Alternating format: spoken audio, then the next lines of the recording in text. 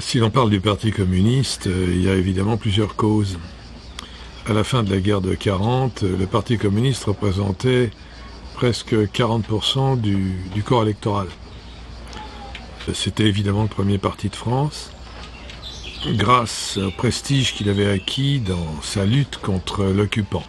De Gaulle, dans son gouvernement provisoire, a eu l'intelligence de prendre des communistes dans ce gouvernement. Mais assez rapidement, De Gaulle est parti et l'ensemble des partis politiques non communistes s'est un peu allié pour faire, disons, des accords de circonstances et en tout cas à peu près en permanence bloquer le Parti communiste. On a vu des grandes grèves qui ont été réprimées extrêmement brutalement, avec des ministres socialistes.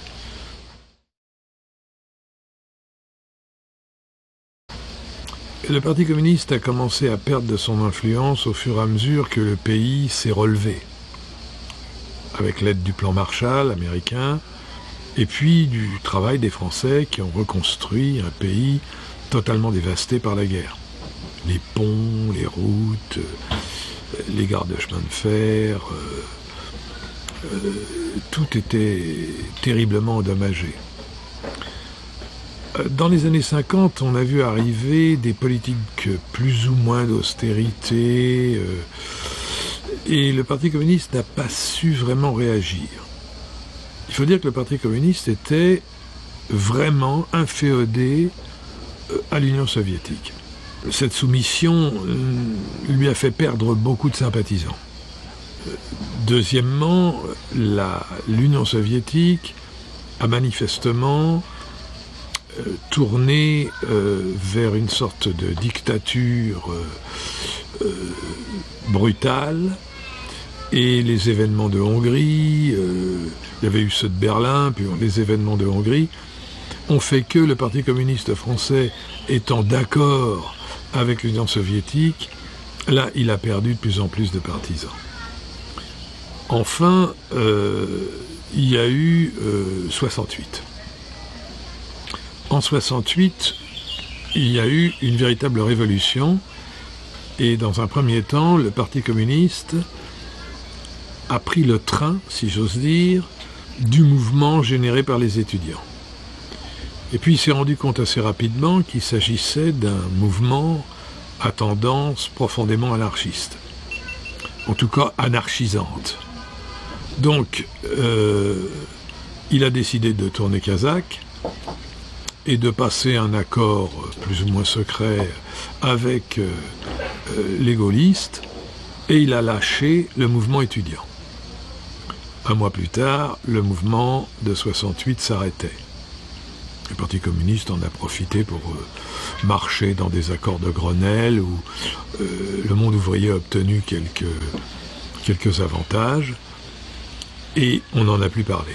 À partir de ce moment-là, énormément de gens de gauche, d'abord évidemment parmi les étudiants, parmi les jeunes et aussi les moins jeunes, se sont rendus compte que le Parti communiste n'était pas du tout révolutionnaire réellement, et ont commencé à le lâcher.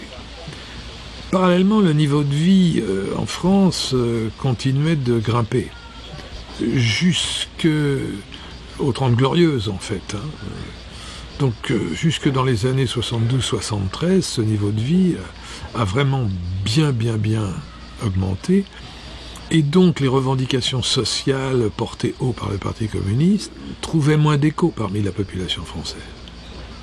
Ensuite, on a eu l'ère Mitterrand, et là, Mitterrand, c'est en prenant des communistes dans son gouvernement, puis en se débrouillant pour les laisser partir, a fini d'achever le travail, si j'ose dire, en laminant complètement le Parti communiste, en créant une sorte d'union de la gauche où les socialistes étaient tout à fait prédominants.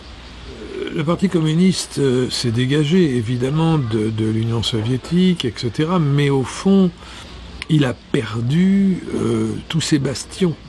En France, il tenait énormément de municipalités. Une par une, il les a perdues. il n'avait plus de base. Et donc aujourd'hui, le Parti communiste, ça représente un peu des débris. Il reste quelques députés, quelques sénateurs. Il y a aussi des mairies communistes. Il y a des bastions traditionnels communistes. Mais ce sont des petits îlots perdus. La mondialisation est arrivée,